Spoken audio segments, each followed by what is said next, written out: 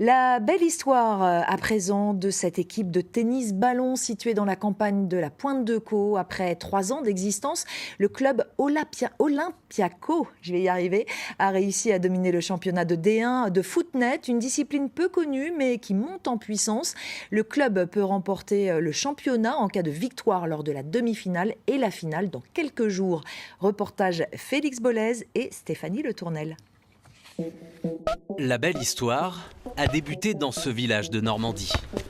Il y a 3 ans, en pleine crise sanitaire, Guillaume Divert a la bonne idée d'utiliser le terrain synthétique de son jardin pour permettre à ses coéquipiers de continuer à jouer au football. En janvier 2021, les championnats sont arrêtés. Il n'y a plus de pratique officielle sur le football. Donc les entraînements sont très restrictifs. Il y a plein de mesures qui sont contraignantes, notamment sur du sport de contact. Donc le tennis ballon étant un sport sans contact, c'était l'occasion de rester dans le monde du football et de se faire plaisir. C'était notre petit moment hebdomadaire de plaisir, de fun. C'était la musique, un petit coup à boire à la fin de la journée. C'était toujours un moment très appréciable et très attendu. Une parenthèse qui donnera naissance à la section footnet de l'Olympiaco. Ce club de football amateur regroupe 5 petites communes de la Pointe-de-Caux et règne désormais en maître sur cette discipline émergente. Terrain de volley, filet de tennis et ballon de football constituent les ingrédients de ce cocktail détonnant. Allez, c'est parti les gars, ça joue. Objectif, mettre le ballon dans le camp adverse sans que l'équipe ne parvienne à le renvoyer.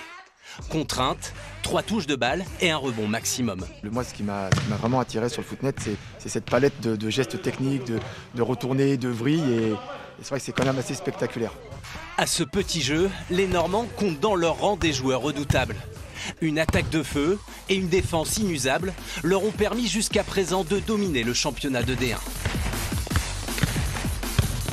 Mettez du rythme, mettez de l'intensité. Là, on a 2 gros attaquants et nous, défensivement, on court partout. On court partout, on essaye de tout remettre pour les copains. On a encore les jambes, donc on galope partout, on remonte les ballons. 16 victoires et une seule défaite cette saison, avec en point d'orgue ce succès face à l'Ogre nantais. Premier de la saison régulière, l'Olympiaco s'est fait un nom dans l'élite française. Nous, on est le petit village gaulois, on arrive de nulle part. Quand on se déplace, Gonville-la-Mallet ou Cricto, les gens ils connaissent pas. On va quand même en Corse à Bastia, on joue contre Aubagne, on joue contre Nantes, je veux dire des grosses équipes, ou même Évreux, je veux dire c'est une ville quoi. Nous on arrive là, on nous dit mais vous venez d'où, c'est où Gonville?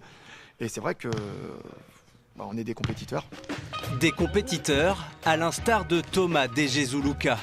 Issu du football amateur à 11, il a récemment été sélectionné en équipe de France de footnet et veut porter son club vers la victoire finale lors des playoffs. Là, on est tous remontés, on est tous déterminés pour finir la saison comme on l'a commencé, puis espérer être les premiers sous la RFFF à remporter ce championnat de France. Sous pavillon de la Fédération française de football depuis 7 saisons, le championnat de footnet a gagné ses lettres de noblesse. Le 24 mars prochain, nos Olympiens cauchois devront conclure cette saison historique par 2 victoires à domicile pour devenir eux aussi à jamais les premiers.